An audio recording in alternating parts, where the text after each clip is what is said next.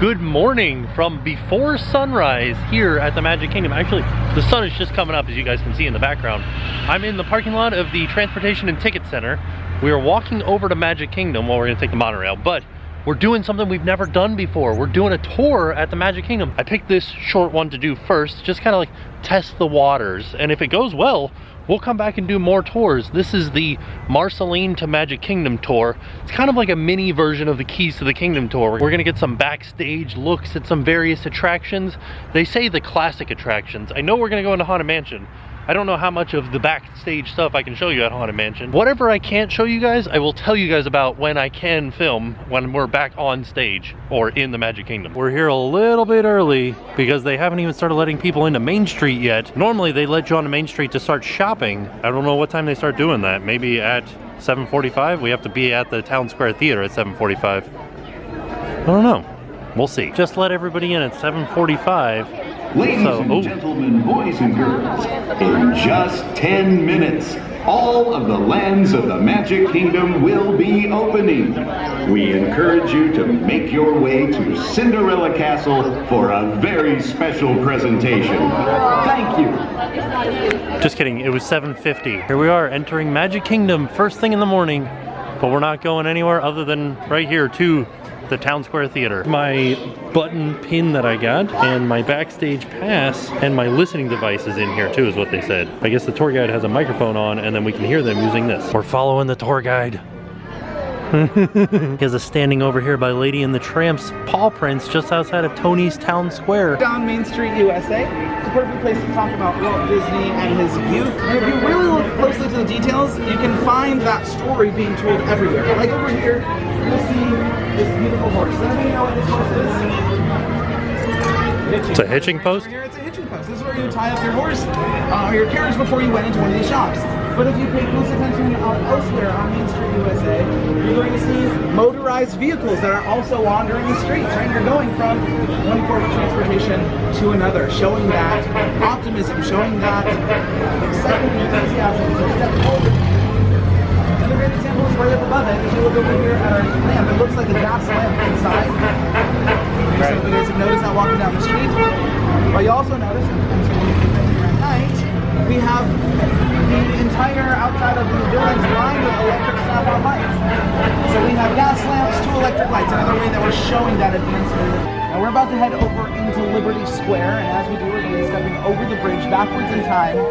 And this area is designed and made towards Walt's passions. He loved American history. When he was just a boy, he dressed up as Abraham Lincoln, made his own little suit, cotton ball beard, went into school, stood up in front of his entire class, and recited the Gettysburg Address. I bet you he regretted it though, because his teachers were so impressed that they then dragged him to every classroom in the school and made him recite the Gettysburg Address. The Haunted Mansion is a classic dark ride attraction. And dark rides go back all the way to places like Electric Park and carnivals. They would have walkthrough museums, or they'd have rooms that you go through and they use lighting effects to draw your attention to different parts of the room.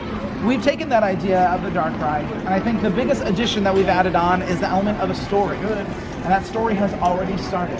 What happened to that patriotic music we were just listening to? It's gone. Instead, what do you hear? Creepy. You're looking at some of our most recent additions to the 999. This is the Dread family.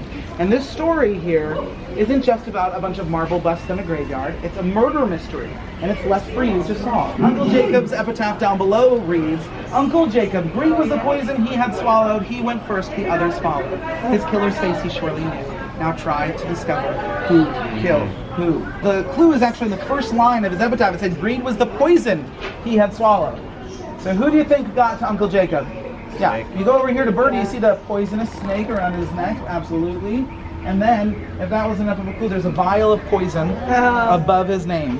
And it says, Birdie, avid hunter and expert shot. In the end, that's what he got.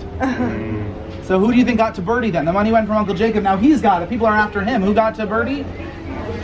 Yeah, Aunt Florence. If you ask me, it looks like she did everybody. But Aunt Florence, hers says, never did a dishonorable deed, yet found face down in Canary Seed. Now, who do you think got to Aunt Florence? The twins? The twins, how'd you know? Bird. Yeah, there's an upside down bird on the top of their tomb. And if you look back here, there's actually a bag of canary seed hidden in between the two of them. And it says the twins, Wellington and Forsythia, departed life while in their beds with identical bumps on identical heads. Cool. Yeah. And then who do you think got to the twins? Cousin Maud? Cousin Maud. She's the only one left, so good guess. Cousin Maud has a mallet above her name, so you know that's how she gave the twins their bumps on their heads. And it says, our sleeping beauty who never awoke the night her dreams went up in smoke. Well, that doesn't really give us a great resolution to this. It's just except for that her dreams went up in smoke. Maybe the money went up in smoke with it. What happened to that money? She wouldn't be here in the graveyard if she didn't also pass away. So obviously, she didn't escape with all of that money. What happened? Let me fill you in on what I think happened. Cousin Maud here is a very stylish lady. She has her hair slicked back into this beautiful bun. To get your hair styled like this during this time period, you wouldn't have had the hair gel or the products that we use today. Instead, you would use kerosene or oil to slick your hair. You often didn't have the products around to pin your hair in place. Take a look back behind Cousin Maud here and go ahead and take a look and see what she used to hold her bun in place. Some matches. She used some matches. Feel free to take your time to go back and take a look if you'd like to. She used matches to hold her bun in place. You're going to see an organ, and on top of the organ you'll see a red-eyed raven. You'll see a one-eyed cat. Both the red-eyed raven and the one-eyed cat are references to some of the earlier drafts of our Haunted Mansion, where instead of having a ghost host, we would have a physical host in the attraction. It was going to either be the raven or the one-eyed cat. We came into the Haunted Mansion. This chilling challenge to find a way out. You guys can hear the talking inside the stretching room. This is going to be interesting. He's going to keep talking while we're on the Haunted Mansion. So there's nothing that I can film of him talking because he'll be on a different doom buggy than we will be. But because I have an earpiece in, I'll be able to hear him. Then we went into the library scene where we got to see all of those books on the shelf. Most of those books are actually painted on the wall right in the middle. They're not actually there. Claude Coates created this effect, and we're so proud of the effect that he titled one of the books The Art of Deception by Claude Coates. Going through them the Endless Staircase Room, which was inspired by a real-life ghost story of the Winchester Mansion, a woman who believed that she was being haunted by the ghosts of her family's past. They would build things like stairs that would go nowhere, doors that would open to a brick wall behind them, all designed to confuse the ghosts so they didn't know where to go and to make them feel unwelcome in the process.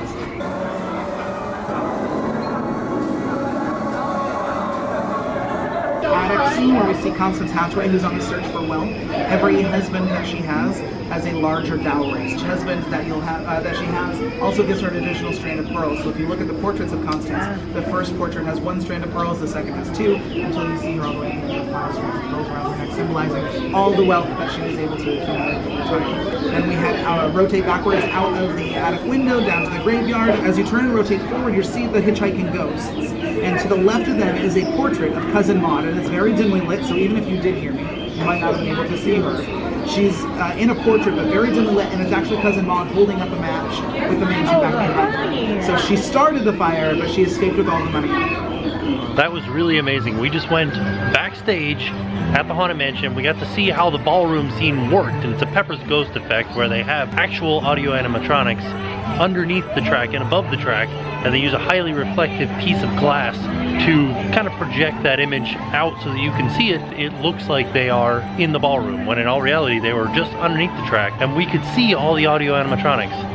Fantastic. If you guys have a chance to do this tour, I think that it is worth it alone just for that. Not to mention all the other information that is provided. And this tour was around $50 a person, not including admission to the park. So you need your own admission to the park and plus an additional $50 to do the tour, but well worth the $50 just to go backstage at the Haunted Mansion alone. It was amazing. Walt wanted a place where adults and children could spend time together. Not adults could have fun with adults and children were bored on the side, or where children were having fun and adults were watching them. A place where people could all spend time together. That was one of the main reasons he wanted to create Disneyland, was to create a place where that could exist. And when he designed Disneyland California, Tomorrowland. He designed it to be his prediction of what the world might be like in the far-off year of 1986. 1986, Halley's Comet was going to be coming back around in orbit, and he found himself thinking about what the future might be like when it did. But our version of the future is constantly changing. So in the early 1990s, we decided to revamp our Tomorrowland from an accurate depiction of what we thought the future might be like to the idea of this future that never was but always will be. This kind of Jules Verne version of the future, more science fiction than science fact.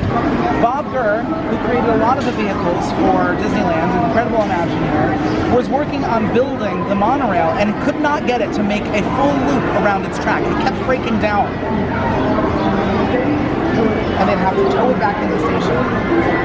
They wanted to push back the ribbon-cutting ceremony, but they couldn't because Walt Disney already invited his guest, and that guest was somebody who could not be rescheduled. It was Richard Nixon, Vice President of the United States. You can't just call up the White House and say, hey, can we do this another day? How does 3 weeks work for you? So they kept working day in and day out to try to fix these problems. The day of the ribbon-cutting ceremony comes along, and it still had not made a full loop around the monorail beam without breaking down. Bob Gurr stays extra late the night before, making some last-minute changes, hoping that they'll work. Walt helps with the ribbon-cutting ceremony, takes pictures, and then opens the door to the monorail and invites Richard Nixon, his wife, and his 2 daughters inside. Bob Gurr goes in with Walt, they close the door, and Walt instructs Bob to go ahead and take off on the monorail beam. So here they go. Bob sets off on the monorail, sweating bullets as he's going around, wondering when it's going to break down. He gets to the part where it breaks down every time. He closes his eyes, squints out of one to make sure he's driving safely, and as they come around, it passes by. And now he can see the monorail station is in the distance. He's almost made the first full successful loop around the track. And Richard Nixon's daughter comes over to Walt, pulls on his sleeve and says, Mr. Disney, that was so much fun. Can we go around again? And what do you think Walt says? Yeah. Of course we can! And remember, Thursday is beautiful tomorrow. You're a narrator? Hello, I'm Russ South. Created a revolutionary theater in the round, where the audience literally moved around the stages of the park. And these were no ordinary performers either. They were the latest innovation in animation. It's called audio animatronics. This is the Carousel Theater. Whatever the man in the heart does, the figure will respond. Amen. Everyone. This attraction is called Walt Disney's Carousel of Progress. It is one of 2 attractions here at Walt Disney World that has his name as a princess term in front of it. So we have Walt Disney's Carousel of Progress, Walt Disney's Enchanted Tiki. And the reason why Carousel of Progress has Walt Disney's name in front of it is because this was his plan. It was his idea. It wasn't just some of the other attractions where Walt supervised or saw it or approved of things. This was his idea, his plan, his thought from start to finish. Walt Disney passed away in 1966, which was a year before we even started building the Magic Kingdom. We didn't break ground until 1967, but he dreamed this place up. And even though he passed before we were able to bring it to life, you've been able to see how Walt Disney is alive in every land that we walk through. Now, more than 46 years after Walt Disney made that speech, we're still living up to the expectations he set in place. We're still living up to the philosophy and life of Walt Disney. Thank you guys so much for joining me, learning about one of my personal heroes on the Walt Disney Marceline. So that was a little bit strange. Carousel of Progress, they told us not to film on it, which normally I could film on it. There used to be a spiel at the beginning where the ride attendant or the cast member would say, no filming or photos, but then they changed it to no external video lighting or flash photography. So we do have a video somewhere of Carousel of Progress, but this was really interesting because he pointed out different things that I hadn't seen before. For example, in the Halloween scene where Sister is getting ready for Halloween party, she's talking on the phone with that like exercise machine that's shaking her. She has a Sorcerer's Mickey hat sitting on her like an ottoman. So she was planning on dressing up as Sorcerer Mickey or a witch or something of those sorts but it was exactly a Sorcerer Mickey hat. It was really amazing, some of the stuff that they showed us inside of Carousel of Progress. So like I said, you guys should definitely take this tour, and this makes me want to do more tours around Magic Kingdom. There's a whole bunch of them. I think there's 4 total, and there's other ones that go over at Epcot and stuff like that, so you guys might be seeing more tours on this channel. So there you have it. That was Marceline to Magic Kingdom, the tour. It's only about $50.